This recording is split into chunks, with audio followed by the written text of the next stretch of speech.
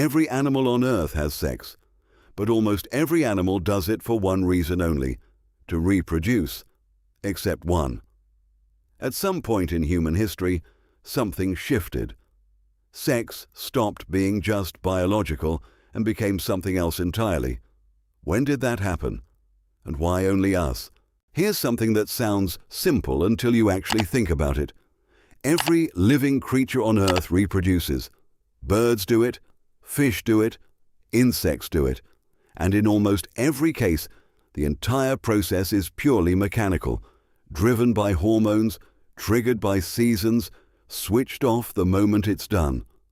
No emotion, no choice, no meaning beyond the biological outcome.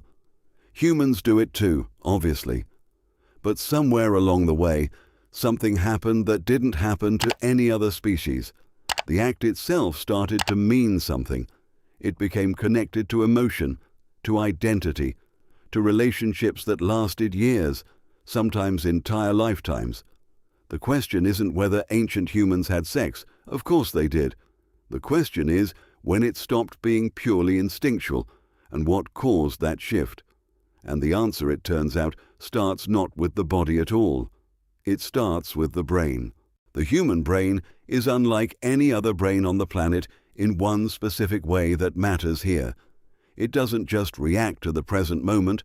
It anticipates, remembers, imagines, and assigns meaning to experiences long after they're over. A lion doesn't think about yesterday's hunt while it's resting. A bird doesn't replay last season's mating call in its head while it's building a nest. But humans do. We replay, we anticipate, we attach emotion to memory. And at some point in our evolutionary history, that cognitive ability started bleeding into every part of life, including the most basic biological drives. Neuroscientists studying the brain's reward system have found something remarkable. The same neural pathways that activate during sex also activate during music, storytelling, shared laughter, and deep social bonding. These things are not separate systems accidentally overlapping. They evolve together, intertwined, because in humans, physical intimacy and emotional connection became biologically inseparable over hundreds of thousands of years. The brain didn't just experience pleasure, it started craving meaning alongside it, and that changed everything. But here's where it gets complicated.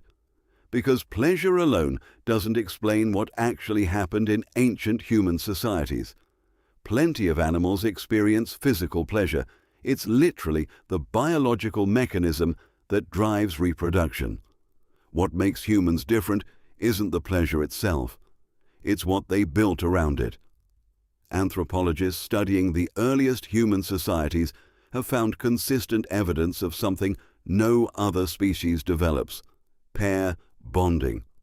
Long-term, exclusive, emotionally invested relationships between two individuals that persisted long after reproduction was complete. A male lion doesn't stay. A male chimpanzee, our closest genetic relative, doesn't form lasting bonds with specific females. But ancient human males did increasingly over time. And the reason why is one of the most debated questions in all of evolutionary biology. Some researchers argue it was about protecting offspring. A child with two committed parents survived at dramatically higher rates than one raised by a single parent in a dangerous prehistoric world. Others argue it was about resource sharing. Two people working together could gather more food, build better shelter, and survive harsher conditions than one alone. But there's a third theory, and it's the one that most people find hardest to accept. That pair bonding wasn't just strategic, that at some point ancient humans started genuinely choosing each other, not just as survival partners, but as something more. And the evidence for that third theory is stranger and more compelling than most people expect. Archaeologists, excavating ancient burial sites across multiple continents, have found something that keeps appearing quietly in the data. Couples, not just individuals buried near each other by coincidence, but pairs positioned facing each other, hands placed together, personal objects exchanged between them, buried as a unit rather than as separate members of a tribe. The oldest confirmed example of this kind of burial dates back roughly 5,000 years. Two individuals in what is now Italy, arms intertwined, facing each other, positioned that way deliberately by whoever buried them. But skeletal evidence suggesting long-term caregiving between specific pairs goes back much further than that.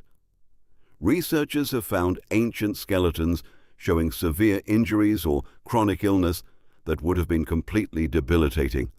Individuals who could not have fed themselves or moved independently, and yet they survived for years, sometimes decades, after those injuries. Someone took care of them, not the tribe as a whole, not a rotating system of communal support, but specific individuals who stayed, consistently, over long periods of time. That kind of sustained, specific dedication doesn't come from survival strategy alone. It comes from something that looks, from the outside, very much like attachment. But attachment and pleasure are still two different things, and here's where the story takes an unexpected turn. Because while most animals reproduce strictly according to biological cycles, specific seasons, specific hormonal triggers, specific windows of fertility, humans don't. Human females are fertile for only a few days each month, but unlike virtually every other mammal on Earth, there are no external signals advertising that fertility, no visible change in appearance, no scent broadcast to the entire group, no behavioral shift that announces the window is open. Biologists call this concealed ovulation, and it is extraordinarily rare in the animal kingdom. And here's what makes it so significant. Concealed ovulation completely decouples sex from reproduction in a way that simply doesn't exist in other species. If neither party knows when conception is actually possible, then the act itself can happen at any time, for any reason, completely disconnected from its biological outcome. Some evolutionary biologists argue this was an accident, a byproduct of other changes in human biology. But others argue it was one of the most consequential developments in human social evolution because it fundamentally changed the nature of relationships. When sex is no longer tied to a visible biological window, it becomes something that can be chosen freely, initiated for reasons beyond reproduction, and woven into the fabric of an ongoing relationship rather than a seasonal biological event. It became, for the first time in the history of life on Earth, genuinely optional. And once it became optional, something else happened that no one fully anticipated.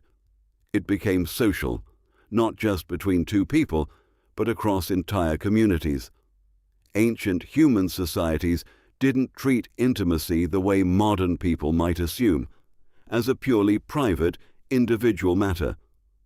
Archaeological evidence and anthropological studies of surviving isolated tribes consistently show that early human communities built elaborate systems of rules, rituals, and meaning around it. Some tribes developed specific ceremonies marking the transition into adulthood tied directly to it. Others built complex taboo systems, certain relationships forbidden, others encouraged, all of it carefully regulated by the group. Cave paintings dating back tens of thousands of years include unmistakably sexual imagery, not hidden or shameful, but placed alongside hunting scenes, animal figures, and what appear to be ritual markings. This wasn't pornography in any modern sense. It was documentation, a record of something the community considered significant enough to preserve on stone. And what that tells us is profound. By the time humans were painting on cave walls, sex had already stopped being just a biological function. It had become part of culture, part of identity, part of the story a community told about itself. The shift had already happened, long before anyone thought to write it down. So, go back to that original question. When did ancient humans start having sex for pleasure?